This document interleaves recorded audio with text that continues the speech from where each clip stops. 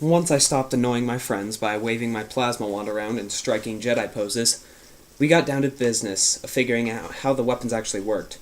We got comfortable with turning them on and off and adjusting the power settings, so it was time to actually use the things.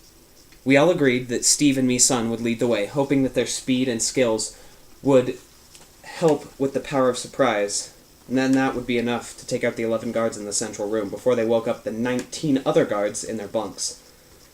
We found some rope and what appeared to be some alien duct tape, and left Niana and Charles in charge of binding the guards. It was time to clear out the building. Now, I was no fighter. My limited time in the sparring room had proved that, but I was strangely confident in my skin, like a champion boxer when he enters the ring. Maybe it was the plasma wand that gave me the chance to play Luke Skywalker. I kept telling myself that this wasn't a game, that we could die, and beings almost certainly would die if we were to succeed. Yet I felt so sure of myself, like taking down an alien prison was no big deal. My mind was alert, and my muscles twitched with coiled readiness. I decided it had to be the adrenaline, or maybe the excitement of knowing that at least some of the crew of the Dependable had survived. Steve led the way down the corridor and down a flight of stairs, and then along another corridor towards a large room with an open door. He signaled for us to stop and waved me-son forward. They activated their plasma wands and rushed in.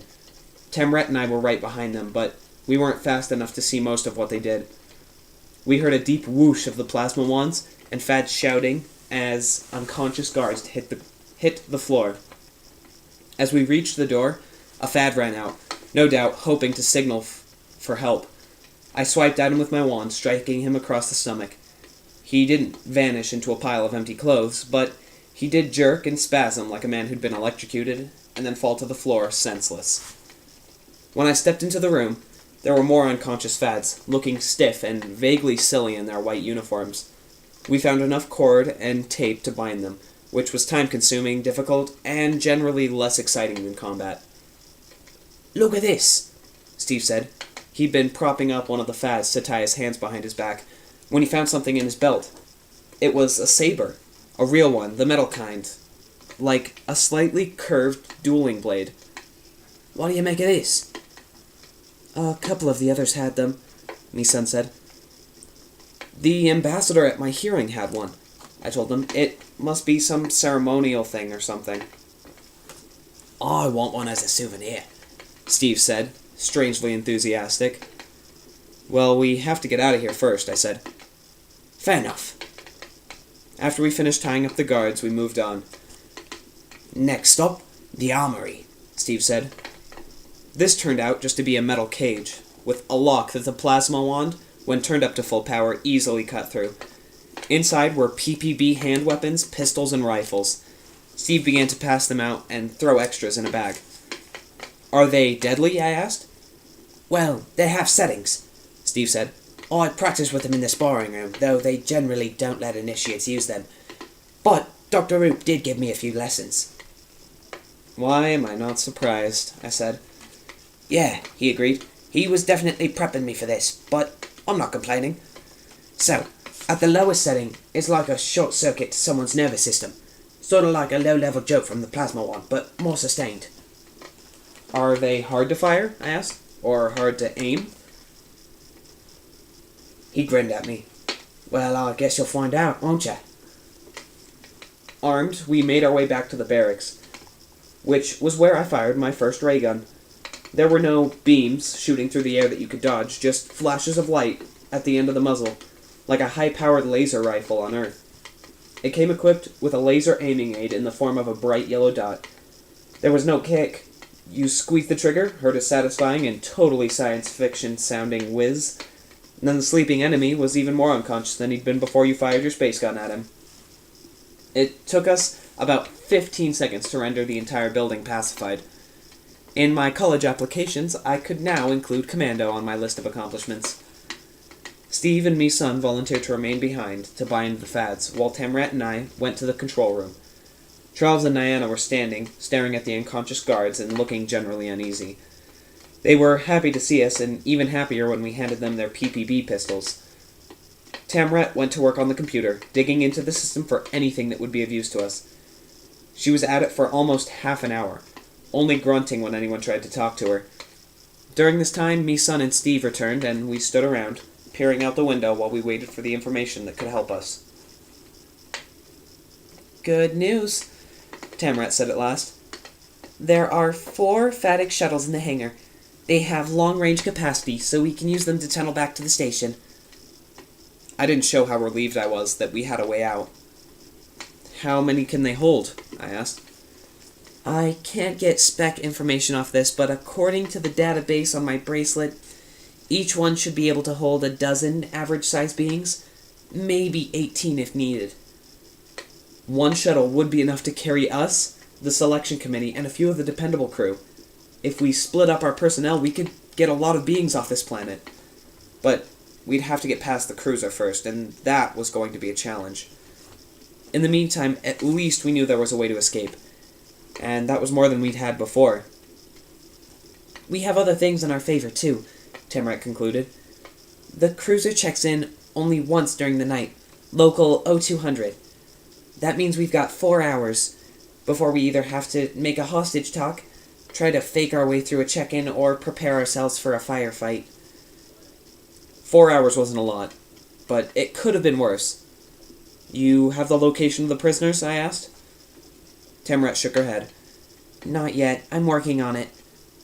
Work faster, Nyana said. You said that you could do anything. You didn't say that you would have to do it slowly.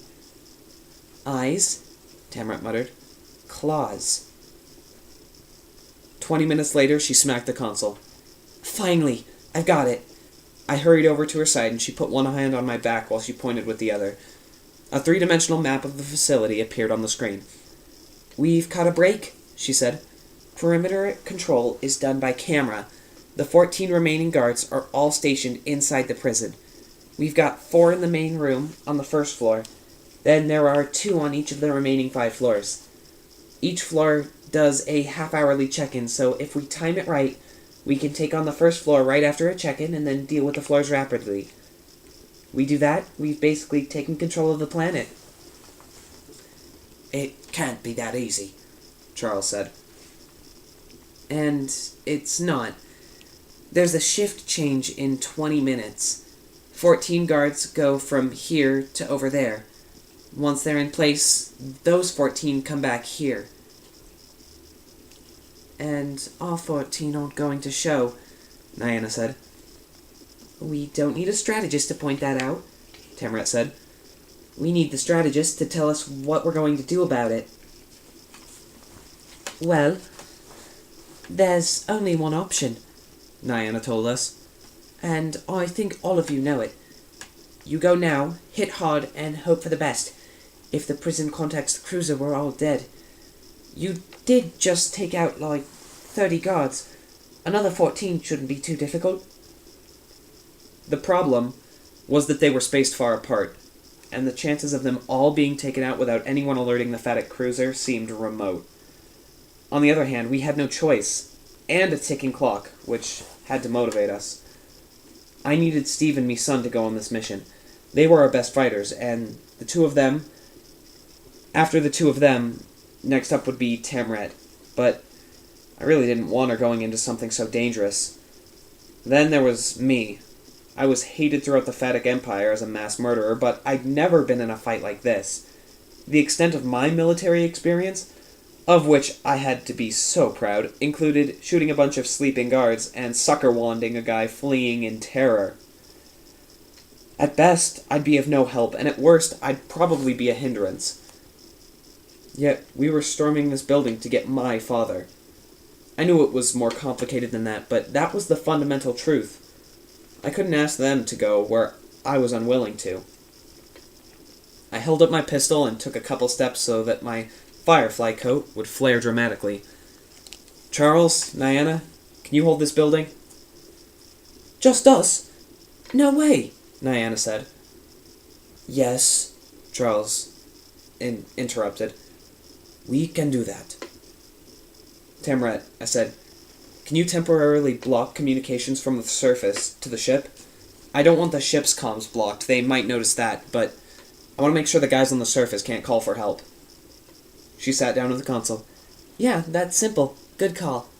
She looked up at me. You're smarter than you used to be. Why, thank you, I said. I'll take credit for that one. Once she was done, we checked our pistols and got ready to dash across the courtyard. Message us if anything bad happens, I told Charles and Diana. Then I looked at Steve, me-son, and Tamret. Weapons on non-lethal, everyone. We're the good guys. If at all possible, nobody dies, least of all us. Nobody dies, Steve said, raising his pistol. We all said it as we touched pistols like they were glasses. Randoms, I said. Randoms, Steve and Tamret said. Me-son looked irritated. I'm not a random. None of us are, I said. And all of us are, I guess. Let's go.